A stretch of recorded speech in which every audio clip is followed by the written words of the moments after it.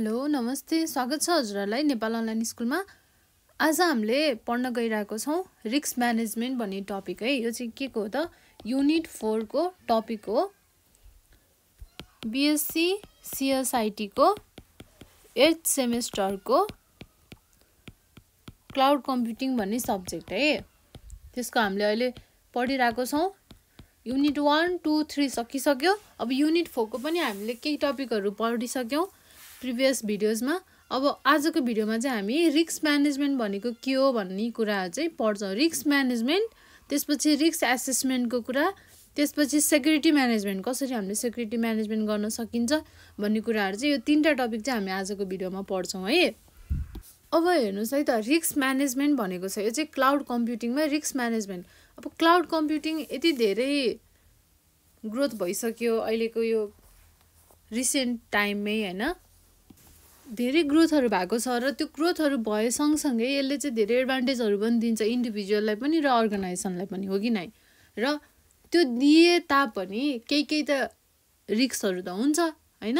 Certain कुनै रिस्कहरू हुन्छ जुन चाहिँ एराइज हुनसक्छ क्लाउड कम्प्युटिङमा कुनै सिचुएसनहरूमा होइन। अब त्यो सिचुएसनमा त्यसपछि क्लाइन्टको रिक्वायरमेन्टमा अथवा क्लाउड सर्भिस प्रोभाइडरको रिक्वायरमेन्टहरूमा चाहिँ डिपेन्ड हुने कुराहरू भयो।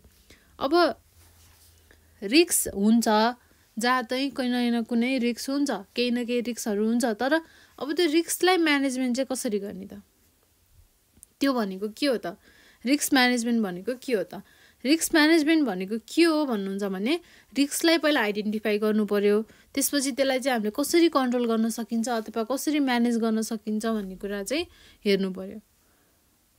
अब त्यो रिस्क म्यानेजमेन्ट पनि हामीले कसरी गरिन्छ, दुईटा वेमा गरिन्छ। एउटा क्लाउड सर्भिस प्रोभाइडरको तर्फबाट र अर्को चाहिँ कन्ज्युमरको तर्फबाट, भनेको हामी कस्टमरको तर्फबाट। ल त्यही कुराहरूलाई चाहिँ लेख्ने हो है। Cloud computing technology has experienced exponential growth over a few past decades. त्यसपछि it provides many advantages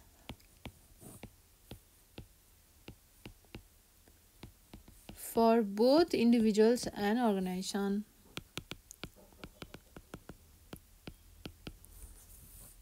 यसरी पोइन्ट लेख्नुभन्दा पनि यो पोइन्ट चाहिँ नलेखौँ है।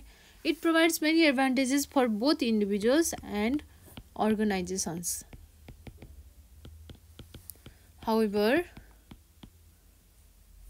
एट द सेम टाइम के हुनसक्छ, इस्युजहरू आउन सक्छ, रिस्कहरू हुनसक्छ।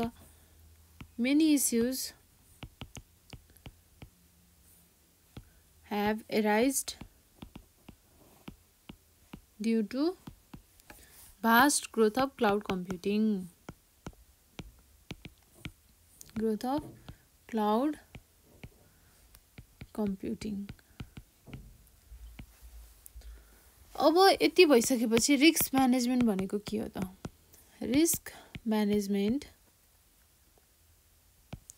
is the process of identifying,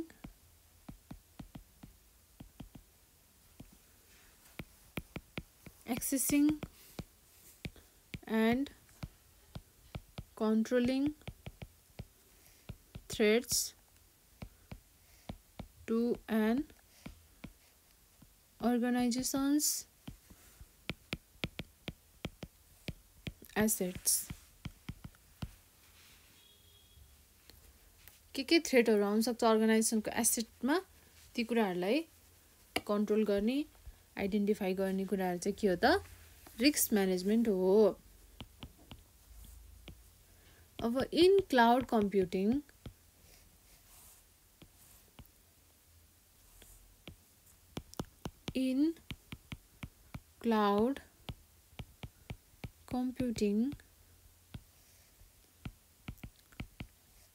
risk management can be done in two ways. है त्यो वे के हो त एउटा छ risk management by cloud service provider. त्यसपछि अर्को छ risk management by cloud consumer.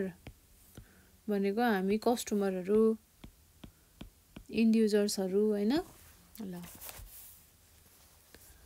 अब हामी हेर्छौं फर्स्टमा risk management by cloud service provider के हो त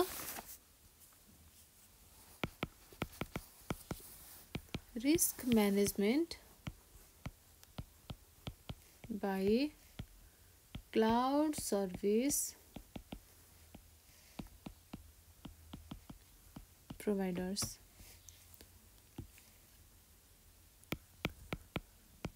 अब यसमा के हो क्लाउड सर्भिस प्रोवाइडरले चाहिँ म्यानेज गर्नु पर्यो त्यो रिस्कलाई the cloud provider needs to manage the risk in order to identify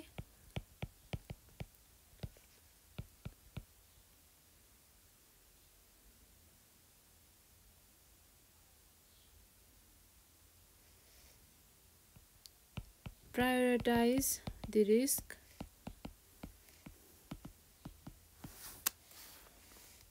त्यसपछि to decrease those risks improve security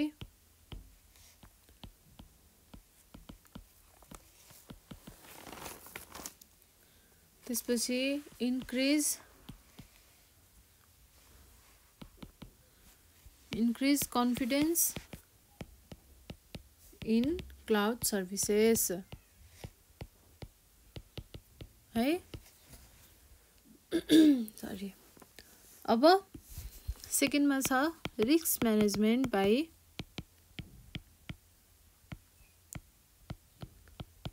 by cloud consumers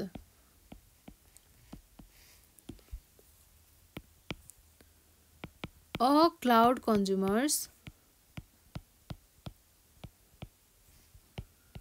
needs to identify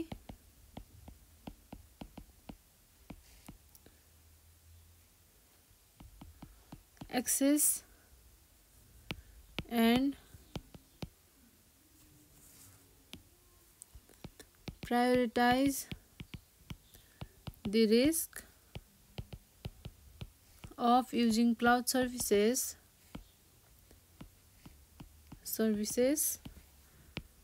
कसरी selecting appropriate security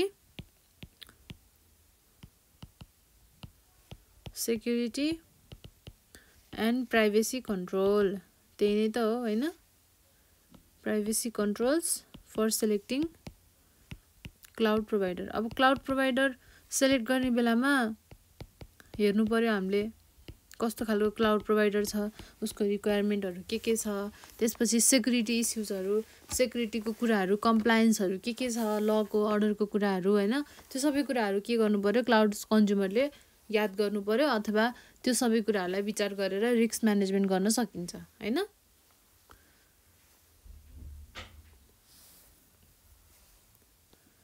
अब रिस्क म्यानेजमेन्टको कुराहरु तपाईहरुले बुझिसक्नु भयो यति कुराहरु लेख्यो भने पुगिहाल्छ रिस्क म्यानेजमेन्टमा अब हामी पढ्छौं रिस्क एसेसमेन्ट के हो त एसेसमेन्ट भनेको जजमेन्ट अथवा इभ्यालुएसन के रिस्कको इभ्यालुएसन गर्ने भनेको है रिस्क एसेसमेन्ट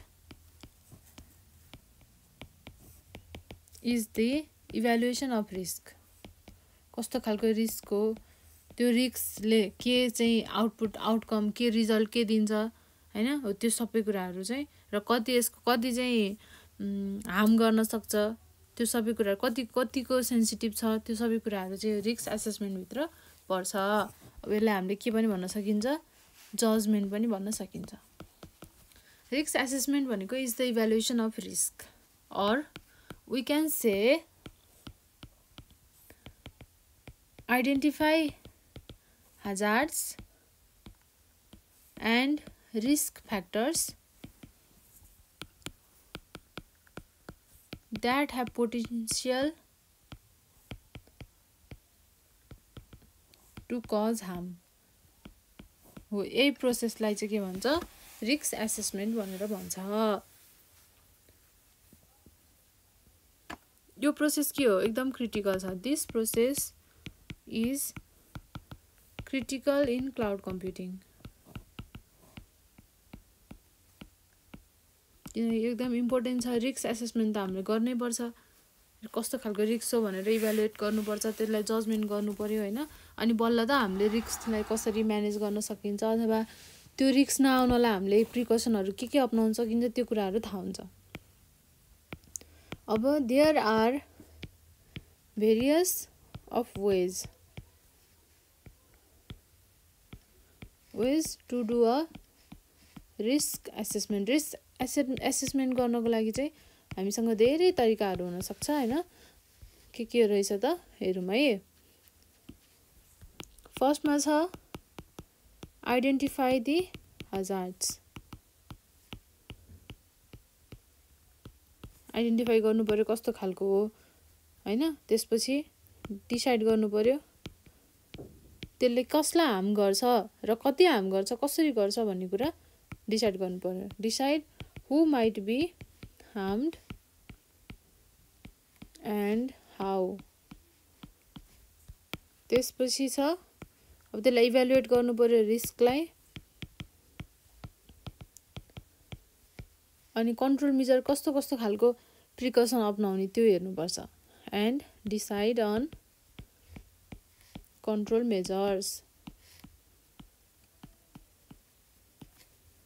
त्यसपछि आफ्नो फाइन्डिङहरुलाई एक ठाउँमा रेकर्ड गर्नु पर्यो त्यसलाई इम्प्लिमेन्ट गर्नु पर्यो र इम्प्लिमेन्ट गरिसकेपछि पछि त्यसलाई रिभ्यु गर्दै जानु पर्यो एकचोटी गरिसकेपछि सधैँभरिको लागि त त्यो भ्यालिड त हुँदैन अथवा अथेन्टिकेट हुँदैन अथवा सधैँको लागि त्यही नै हुन्छ भन्ने त छैन सधैँ एउटै खालको प्रब्लमहरु एउटै खालको इश्युजहरु आउँछ भन्ने पनि छैन भनेपछि हामीले त्यसलाई के गर्नुपर्छ त रिभ्यु गर्नु पर्यो र यदि नेसेसरी छ भने त्यसलाई हामीले अपडेट पनि गर्नु पर्यो रेकर्ड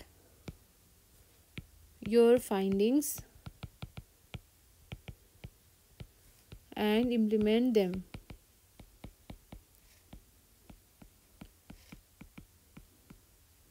त्यसपछि review your assessment and update if necessary ल ठीक छ नि रिस्क एसेसमेन्ट पनि भयो है के रहेछ बुझ्नु भयो है त यति कुरा हो रिस्क एसेसमेन्ट भन्ने बित्तिकै तपाईहरुले यति कुरा बुझ्नुस् कि त्यसलाई इभ्यालुएट गर्ने रिस्क इभ्यालुएसन भन्ने कुरा हो भन्ने कुरा बुझेपछि चाहिँ कसरी गर्न सकिन्छ त हामीले रिस्कलाई इभ्यालुएसन यो पोइन्टहरु पनि याद गर्नु पर्दैन यो वेजहरु यो तपाईहरुले आफैले नै एउटा रियल सिनेरियो हेरेर चाहिँ सोच्नु भयो भने आफै नै आउँछ यो पोइन्टहरु केही गाह्रो छ त छैन सुरुमा आइडेन्टिफाई गर्नु पर्यो आइडेन्टिफाई गरिसकेपछि अब त्यसले चाहिँ कसलाई हार्म गर्न सक्छ र कसरी गर्न सक्छ त्यो डिसाइड गर्नु पर्यो र त्यो भइसकेपछि इभ्यालुएट गर्नु पर्यो रिस्क कस्तो खालको रिस्क हो र त्यसमा अब हामीले के गर्यो भने चाहिँ त्यसलाई हामीले सल्भ गर्न सकिन्छ भनेर कन्ट्रोल मेजरहरु डिसाइड गर्नु पर्यो अब ती सबै कुराहरु डिसाइड गर्ने कुराहरु देखि लिएर रिस्क इभ्यालुएट गर्ने कुरादेखि लिएर आइडेन्टिफाई गर्ने कुरासम्म लिएर चाहिँ त्यो सबै फाइन्डिङ्सहरु हो हाम्रो त्यो सबैलाई एक ठाउँमा रेकर्ड गर्नु पर्यो भन्नाले एक ठाउँमा राख्नु पर्यो सबैलाई र त्यही अनुसारले इम्प्लिमेन्ट गर्दै जानु पर्यो र केही समयपछि त्यसलाई रिभ्यु पनि गर्नु पर्यो र यदि चाहिन्छ भने अपडेट पनि गरिराख्नु पर्यो ल यति हो सकियो है त अब हामी पढ्छौं सेक्युरिटी म्यानेजमेन्टको कुरा यो चाहिँ सबै हाम्रो सब टपिक छ हैन सिलेबसमा त्यो भएर चाहिँ मैले तपाईहरुलाई पढाइदिएको है। यदि इक्जाममा आइहाल्यो भने पनि छोड्न पर्दैन यो कुरा भनेको। अब अलिकति पनि बुझ्यो भने पनि त लेख्न सकिन्छ नि त हो। त्यो भएर चाहिँ मैले तपाईँहरूलाई पुरै नै टपिक मात्रै भए पनि कभर गरिदिएको। ल अब सेक्युरिटी म्यानेजमेन्टको कुरो छ। के हो त सेक्युरिटी म्यानेजमेन्ट भनेको? सबैजनालाई थाहा नै छ। सेक्युरिटीलाई कसरी म्यानेज गर्ने भन्ने कुरा हो।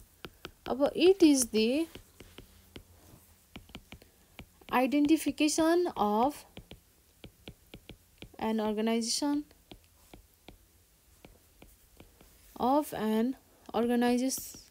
अर्गनाइजेसन्स एसेट्स, अर्गनाइजेसनको सम्पत्ति हैन। द्याट इन्क्लुड्स के हो त? बिल्डिङ, त्यसपछि त्यहाँको कर्मचारीहरू, पिपल, बिल्डिङ्स, पिपल्स, मेसिन्स, त्यहाँ भएको मेसिनरी कुराहरू, त्यसपछि सिस्टमहरू भयो, इन्फर्मेसन भयो र यो भित्र के पर्दो रहेछ त? यति कुराहरू।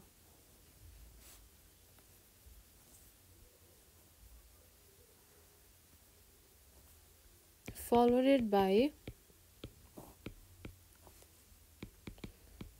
by the development, documentations and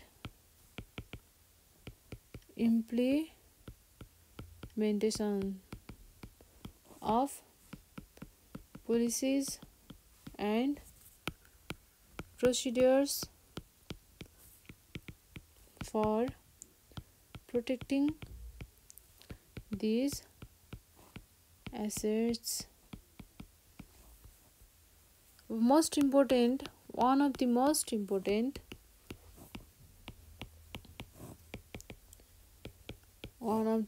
important actions for a security team भनेको के हो? is to develop a formal charter. यो भनेको के हो? written warrant है, for the organization and program security.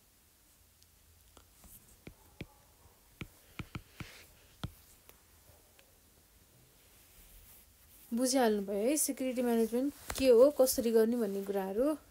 ल भयो, यतिमा सकियो। अब हामी नेक्स्ट टपिकमा सेक्युरिटी मोनिटरिङ र इन्सिडेन्स रेस्पोन्स, क्विक रेस्पोन्सको कुरा, त्यसपछि सेक्युरिटी आर्किटेक्चर डिजाइनको कुराहरू, सेक्युरिटी आर्किटेक्चरको इस्युजहरू, भल्नरेबिलिटीको जजमेन्ट, भल्नरेबिलिटी एसेसमेन्टको कुरा, डेटा प्राइभेसी र सेक्युरिटीको कुराहरू, यिनीहरू चाहिँ हामी अब नेक्स्ट भिडियोमा पढ्छौँ। त्यसपछि अर्को नेक्स्ट भिडियोमा हामी के पढ्छौँ? डिजास्टर रिकभरीको कुराहरू पढ्छौँ। त्यो चाहिँ इक्जाममा धेरैचोटि आइरहेको क्वेसन हो। डिजास्टर टपिकबाट चाहिँ छुटाउनु हुँदैन, 3टा टपिकहरू छ, सब टपिक। त्यो चाहिँ तपाईँहरूले पढ्नै पर्छ र इक्जाममा जसरी पनि त्यहाँबाट एउटा क्वेसन चाहिँ आउँछ है। ल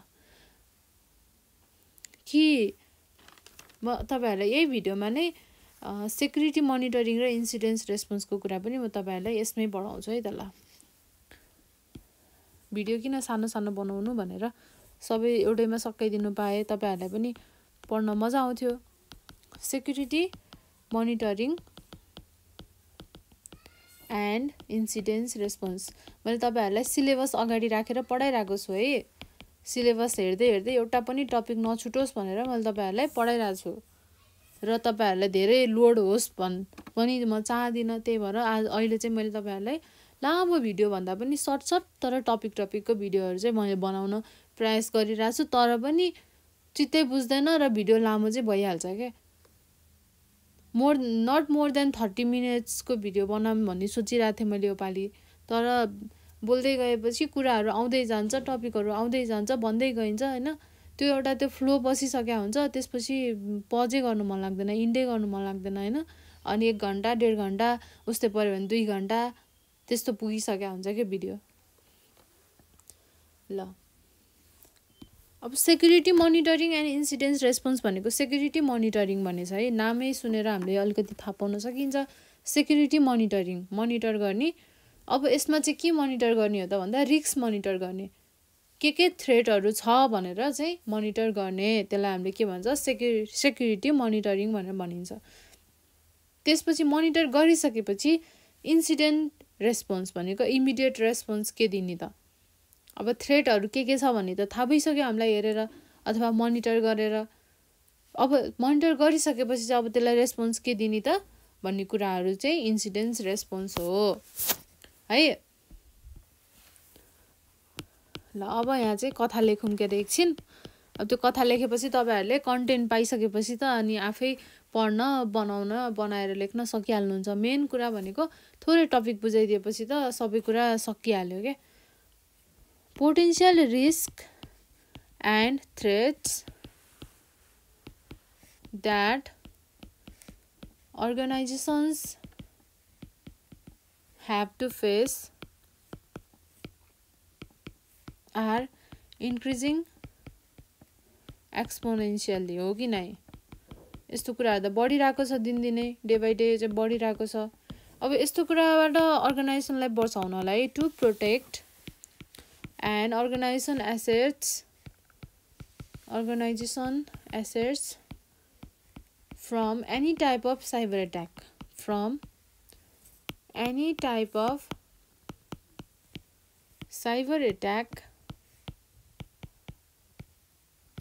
cloud service providers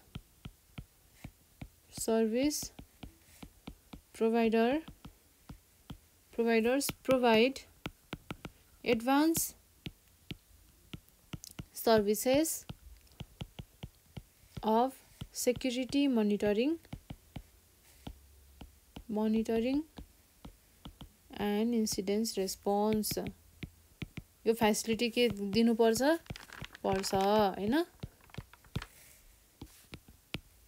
this services, अब यस्तो सर्भिसेसले के गर्न हेल्प गर्छ, helps to identify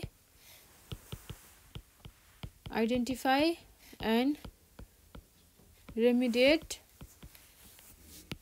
vulnerabilities before they become a problem।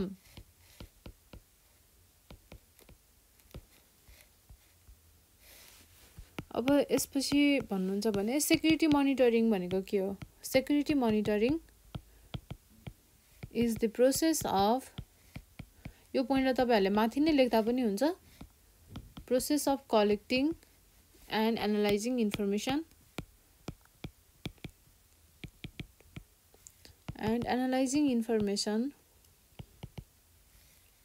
to detect के हो सस्पिशियस बिहेभियरहरु डिटेक्ट गर्नको लागि मोनिटरिङ भनेको त्यही त हो नि हैन। टु डिटेक्ट सस्पिशियस बिहेभियर, त्यसपछि अरु के हुन्छ, अथवा अनअथराइज्ड सिस्टम चेन्जेस। कुनै सिस्टमहरुमा अनअथराइज चेन्जेस हुन सक्छ, कसैलाई थाहा नभएको कसैले नभनेको त्यो अनअथेन्टिकेट वाला चेन्जेसहरु हुन सक्छ, त्यस्तोको लागि। अब incident response is organized approach. यो के हो त, अर्गनाइज्ड अप्रोच हो to address and manage the cyber attack and handles those situation हैन। ह्यान्डल त गर्नु पर्यो, त्यही भनेको क्विक रेस्पोन्स कस्तो दिने हैन, इमिडिएट रेस्पोन्स कस्तो हुन्छ, ती कुराहरुलाई चाहिँ के गर्नु पर्यो त, विचार गर्नु पर्यो। अब द क्लाउड सर्भिस प्रोवाइडर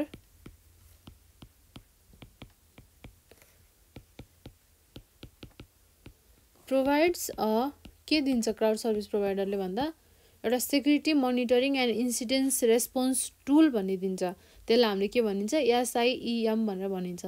त्यहाँ चाहिँ highly skilled technical incidents response टिमले चाहिँ के गर्छ, डिस्कभर गर्छ थ्रेटहरूलाई अथवा कुनै सस्पिसियस एक्टिभिटिजहरूलाई, र त्यसलाई चाहिँ क्विकली इन्भेस्टिगेट गरेर त्यसलाई चाहिँ कसरी हुन्छ चाहिँ सल्भ गर्नेतिर लाग्छ।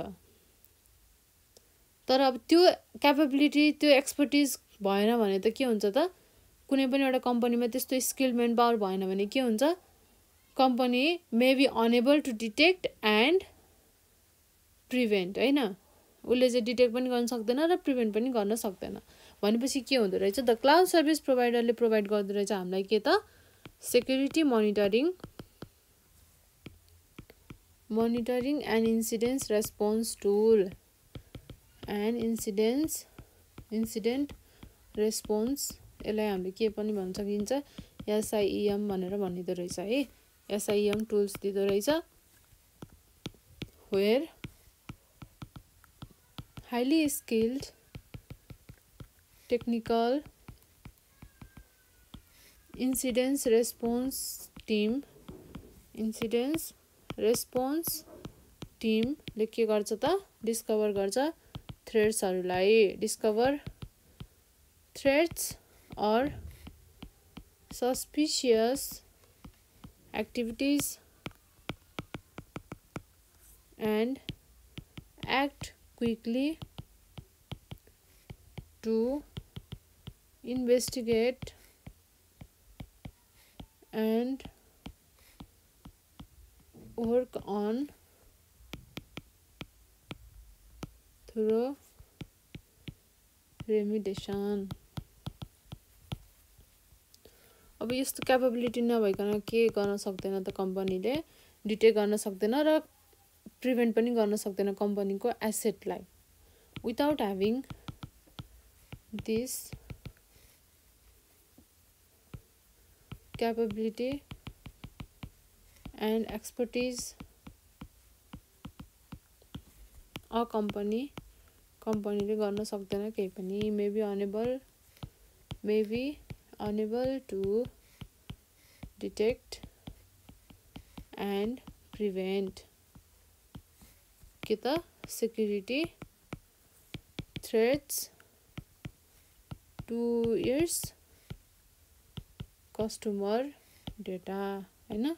ल ठिक छ, तपाईहरुले बुझिसक्नुभयो सेक्युरिटी मोनिटरिङ र इन्सिडेन्ट रेस्पोन्सको कुरा पनि। अब यो नोटलाई तपाईहरुले कपी गर्नु पर्यो र सर पढ्नु पर्यो, त्यसपछि इक्जामको अघिल्लो दिनमा रिभ्यू गर्नु पर्यो यो कुरालाई फेरि एकफेर, अथवा तपाईहरुले सबै कुराहरुलाई एकचोटी रिभिजन गर्नु पर्यो टपिकलाई, हरेक टपिकलाई। मैले त कति सिम्पली गरेको छु त क्लाउड कम्प्युटिङलाई। हरेक च्याप्टरमा हामीले के पढ्नु पर्छ भनेर मैले अलरेडी सुरुमै भनेको छु। मैले टपिकहरु पढाउनु भन्दा अगाडि भनेको छु, सिलेबस हेरेर एउटा सिलेबस छुटाएको छैन र हरेक सिलेबसको हरेक टपिकलाई मैले एकदमै सजिलो तरिकाले कसरी हुन्छ त, कसरी चाहिँ मैले सजिलो बनाएर बुझाउन सक्छु भनेर मैले इक्जाम्पल दिएर हुन्छ कि फिगर बनाएर हुन्छ कि मैले गर्न सकेसम्मको मैले तपाईहरुको लागि गरिरहेको छु है। अब पढेर पास हुने जिम्मा तपाईहरुको, मैले पढाउने जिम्मा मेरो भइसक्यो। अब पढ्नु त पर्यो, नपढिकन त पास भइदैन, तर त्यो भिडियोलाई पढेर बुझेर नोट सारेर पास हुने जिम्मा तपाईहरुको। अब हामी अर्को भिडियोमा चाहिँ सेक्युरिटी आर्किटेक्चर डिजाइनको बारेमा पढ्छौं है। ल त्यतिन्जेलसम्म नेपाल अनलाइन स्कुललाई बिदा दिनुहोस्।